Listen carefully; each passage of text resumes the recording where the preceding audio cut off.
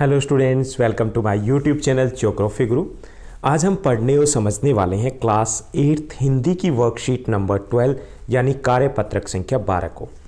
आज की इस वर्कशीट जो कि बेहद आसान रहने वाली है, हम जारी रखने वाले हैं चिट्ठियों की अनूठी दुनिया पाठ को। चिट्ठियों की अनूठी दुनिया पाठ में हम पड़ताल कर रहे हैं, पता लगा रहे हैं कि चिट्ठियों की अनूठी दुनिया पहले कैसी हुआ करती थी।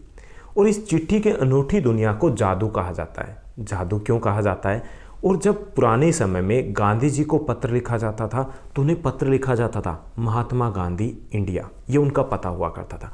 तो ये पता ऐसे क्यों हुआ करता था? तो ये सब बातों को हम जानेंगे आज की इस वर्कशीट में। और उसके बाद आसान से कुछ प्रश्न दिए गए जिनको हम हल करने वाले हैं। तो चलिए हम शुरुआत करते हैं।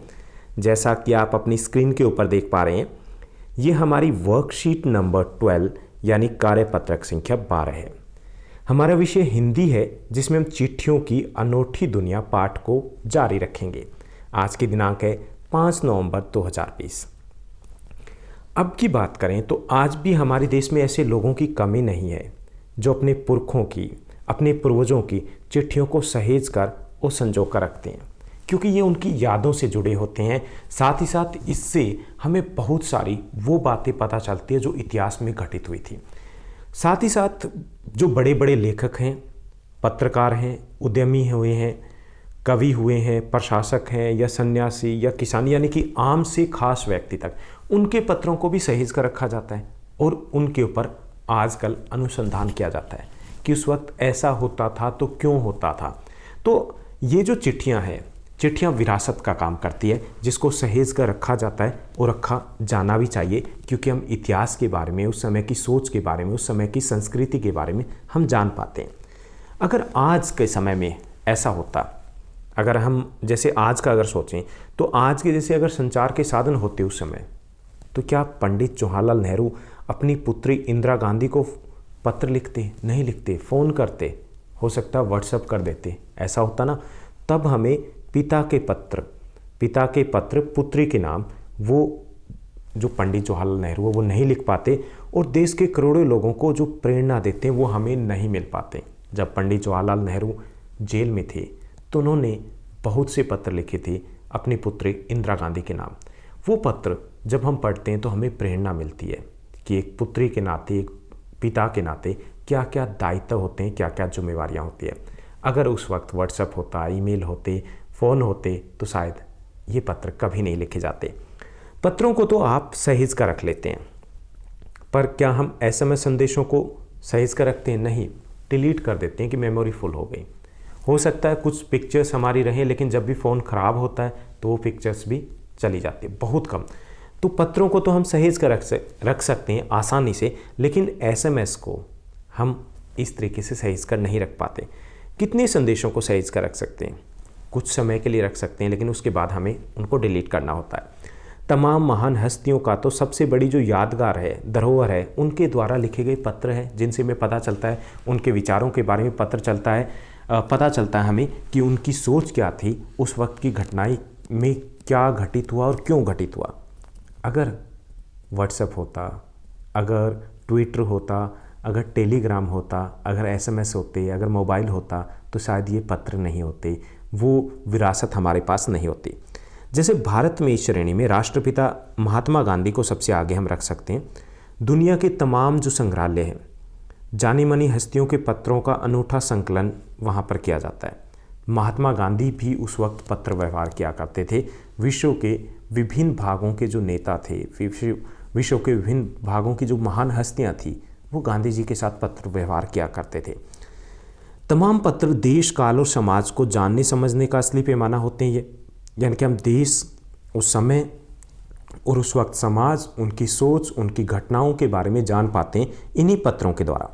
भारत में आज़ादी के पहले महासंग्राम के दिनों में जो अंग्रेज अफसरों ने अपने परिवारजनों को पत्र लिखे थे, उस दौरान आगे चलकर बहुत महत्व की पुस्तक बन गई, क्योंकि हम जान पाए कि उस वक्त भारत में क्या हो रहा था और उनके मन में क्या चल रहा था, कितनी चिंताएं थी। इन पत्रों ने साबित किया कि यह संग्राम कितनी ज़मीनी मजबूती लिए हुआ था, तभी वो अंग्रेज अधिकारी इतने डरे और सहमे हुए थे। तो ये पत्र हैं, सिर्फ पत्र नहीं होते बल्कि इतिहास लिख रहे होते हैं। महात्मा गांधी के पास उस दौरान दुनिया भर से पत्र आया करते थे।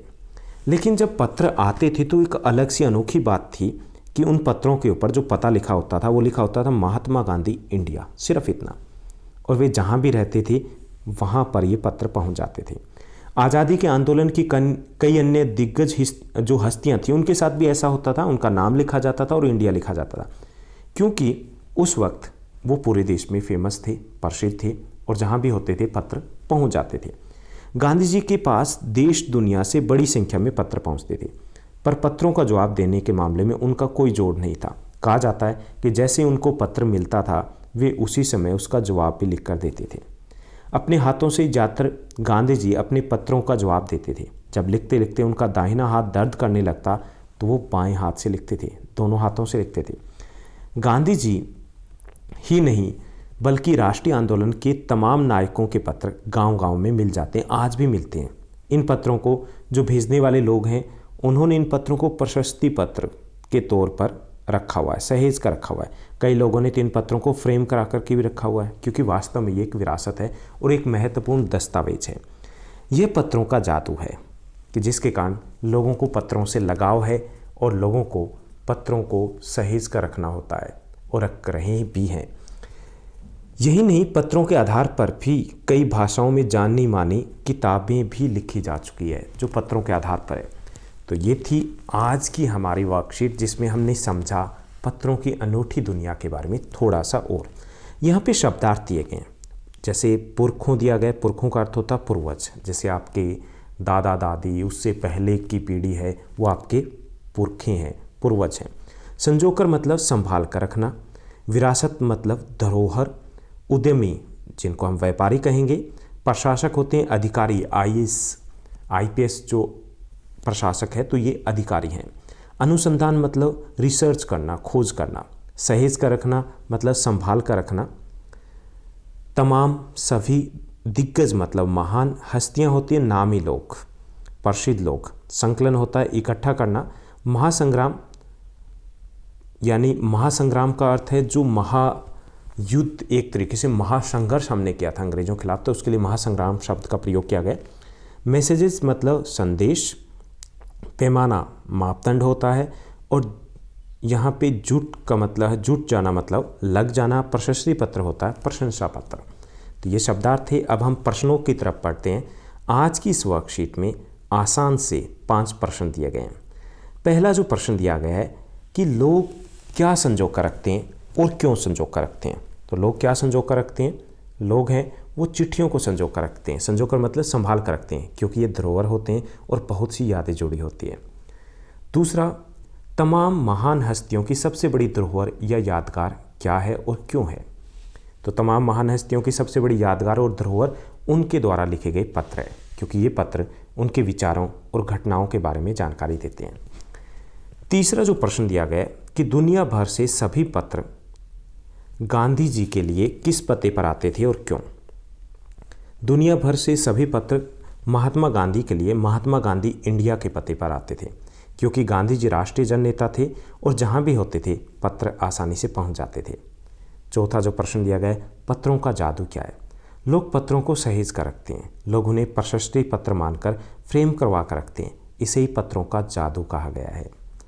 पांचवा जो प्रश्न दिया गया, गतिविधि है कि कुछ शब्द या शब्दांश है, उससे हमें अन्य शब्द के साथ जब जोड़ते हैं तो नए शब्द बनते हैं।